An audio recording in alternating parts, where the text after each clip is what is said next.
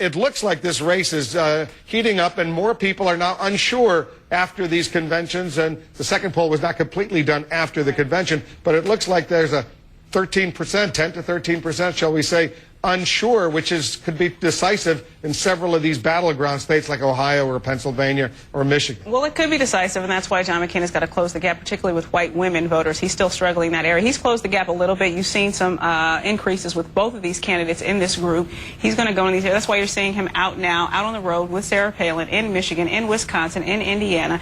This is because these are the areas where he knows it is as crucial, and that she is able to get through to those voters in a way that he cannot. When she talks about being this hockey mom, this small-town mom, the tax cuts, the tax reform, the corruption, going against the big guys, it resonates. And I think that could spell danger for the Obama campaign. He has cut his number in half among women, so he's got some work to do as well. How worried are you, Donna? I'm not worried. Look, Obama needs to sharpen the contrast. He cannot give what I call 15-word answers to a 10-point question. So sharpen the contrast, focus on those battleground states, improve his numbers with some of the key demographic groups, and God knows he has to do well in the debates. Do you believe, Alex, that this decision today by the Treasury Secretary to go ahead and bail out Fannie Mae and Freddie Mac, these huge mortgage giants, had a political element to it? They saw these two mortgage companies going down. They decided, you know what, better to do it now, 8 weeks before the election, than closer to the election. I can't imagine that when you're talking about the fate of America's economy that you'd be making political decisions at this point, whether you're a Democrat or Republican. So no, I wouldn't think so. But to your point about the polls tightening up, is Barack Obama still running?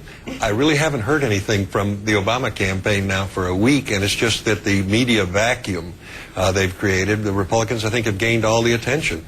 And to James's point, you know, I think the reason it's tightening up is because most Americans, I think, believe what Republicans believe, which is you don't weaken America's economy, James, by strengthening Washington. You don't raise taxes on businesses, which is what we get paychecks from and buy things from.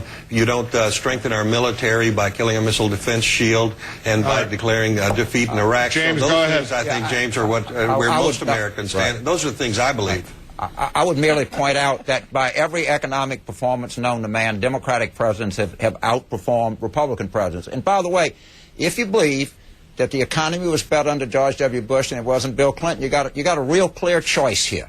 You got a real clear choice. If you think your incomes are down, again, Senator Obama has the right prescription. There's not a single economic performance other than a slight difference in inflation that Republicans have beat Democrats on. There is no doubt about that. And if you think that what America needs is another tax cut for people making over $500,000 a year, then vote for McCain. If you think middle-class people are struggling, that their incomes are going down and they need help, vote for Obama. It's a very simple choice out there, I think. James got one governor of a small state elected twice.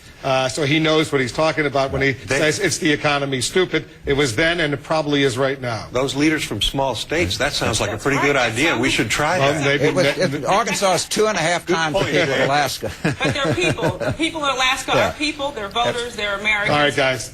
We got to leave it right there because we're out of time. An excellent discussion.